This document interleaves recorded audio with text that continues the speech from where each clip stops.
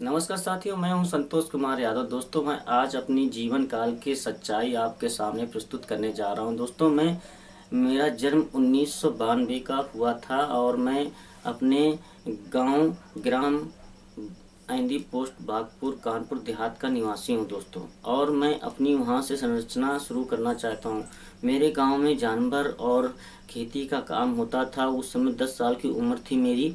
और दोस्तों, हमारे माता पिता बहुत ही गरीब थे और उस समय मैं अपने माता पिता से लड़ करके मैं घर छोड़ करके अपने कानपुर नगर मामा के घर आया।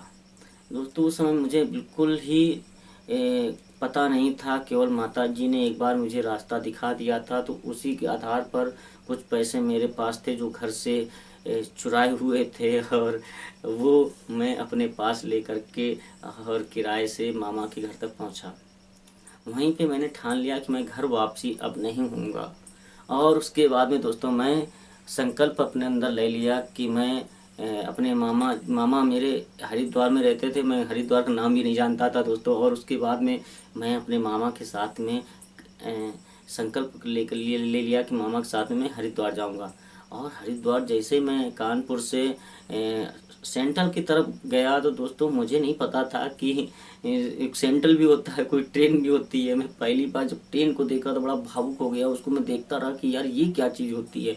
नाम तो सुना था, इतना ज़्यादा 10 साल की उम्र में नाम ट्रेन का किसी के दिमाग में नहीं रहता। जैसे आजकल के बच्चे बहुत जागरूक हैं, उनको पता होता है। वो 5 साल में 6 साल में सब जानने लगते हैं। उस समय इतना ज़्यादा विकसित नहीं था।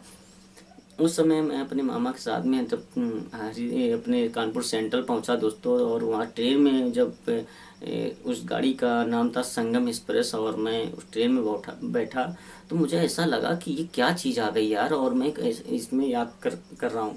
और दोस्तों, वो जब चलना शुरू किया तो ऐसा लग रहा था कि मेरी ज़िंदगी की एक एक कड़ियाँ उससे खुलती जा रही हैं। और मैं उस यात्रा शुरू हो गई। मेरी ट्रेन पहुंची रात्रि के 9 बजे से लेकर के सुबह के 2 बजे जब ट्रेन पहुंची। जैसे ट्रेन से मैं उतरा तो मुझे देखा कि हरिद्वार स्टेशन लिखा हुआ था। और थोड़ा थोड़ा मुझे पढ़ना आता था, हल्का हल्का शब्द मिलाने आते थे। मुझे मिलाना भी नहीं आता था। जब मैं उन पहाड़ियों को, जो गांव में ब्लैक एंड व्हाइट टीवी में देखते थे दर्शक कि अरे यार हमारे गांव टीवी आई, तो उस ब्लैक एंड व्हाइट में टीवी में देखता था पहाड़ नदियां हैं, उसी प्रकार जब मुझे हकीकत में ने देखा, मैं अचंभित हो गया। वो मेरे देखते ही देखते उस पहाड़ों ने, उन गंगा मैया की नदियों की कल कल कल की आवाज़ ने मेरा मन को ऐसे मोह लिया कि मेरा वहाँ आने से मन ही नहीं हो रहा था अपने गांव की ओर। दोस्तों, वहाँ से मेरी शुरुआत होती है। और मेरे मामा प्लम्बरी का काम करते थे दोस्तों, जैसा कि मैंने आपको बताया अभी। और दोस्तों, वहाँ से मैं शुरू किया मामा के साथ में। मेरे मामा दूधाधारी चौक में रहते थे किराए के मकान में। और उस मकान में रहते थे कि किराए तो ज़रूर था, ना उसमें खिड़की थी, ना दरवाज़ा था, ना लैट्रिन था, ना फर्श थी। बस उसमें अपना मैंने गुजर बसर करना शुरू किया उनके साथ में। और ठेकेदार के साथ में मैंने कहा यार 15-20 दिन हो गए उनके साथ में रहते रहते, तो इस गली में उस गली में मेरा घूमना आना जाना होता था। मैं उन धीरे धीरे उन गलियों को समझने लगा। और उसके बाद में मैंने कहा मामा जी, मुझे घर में बैठना बड़ा अजीब सा लग रहा है, आप मुझे अपने काम के साथ में ले चलाओ। तो मामा जी ने ठेकेदार से बात करके मुझे ले जाना शुरू किया।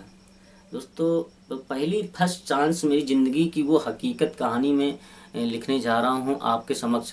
वो पार्ट 1 है। ये आज से मेरी कहानी, आज से मैं शुरू करने जा रहा हूँ। अभी तक जो भी वीडियो बनाई मैं नशे पर युवाओं को बनाता था, पर आज से मैंने कहा कि एक नया मोड़ लिया जाए, क्यों ना अपनी ज़िंदगी के बारे में दोस्तों का अपनी कहानी बताई जाए।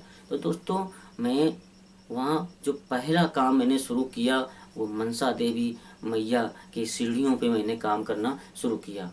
और वहाँ से वो भी रात्रि के 2 बजे तक काम किया पहला दिन दोस्तों।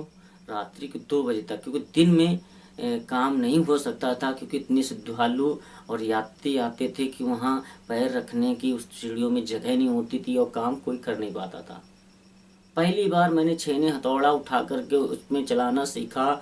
जब पहली बार मैंने उस सीढ़ियों को काटना शुरू किया, जो पाइपलाइन उसके बीच से निकलती थी। तो दोस्तों मैं अपने आप को बयान नहीं कर सकता हूँ कि मेरे हाथों में छाला पड़ गए पहले दिन, और मैं एक पैर से दिव्यांग हूँ।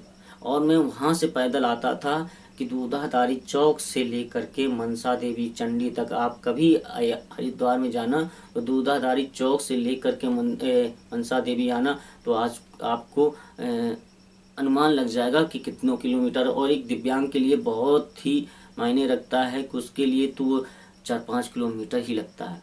तो वहाँ से मेरी शुरुआत हुई दोस्तों। तो मैं आज उन युवाओं को ये बताना चाहता हूँ कि अगर इस संतोष के सीख से कुछ भी सीख रहे हैं तो ये पार्ट 1 मेरा है, और पार्ट 1 से मैं पार्ट 2 लाऊंगा। उसमें और अच्छी तरीके से आपको बताऊंगा कि मैंने मेरी जीवन की कहानी कहाँ से कहाँ पहुँची दोस्तों। और ये संतोष के चैनल को अगर वीडियो अच्छी लगी है दोस्तों, तो संतोष के चैनल सीख को ज़रूर सब्सक्राइब करें, और चैनल को एक लाइक करें, बेल का आइकन ज़रूर दबा देना दोस्तों। और आगे कहानी फिर पार्ट 1-2 में लाएंगे। जब तक के लिए मुझे दे दीजिए इजाज़त। धन्यवाद।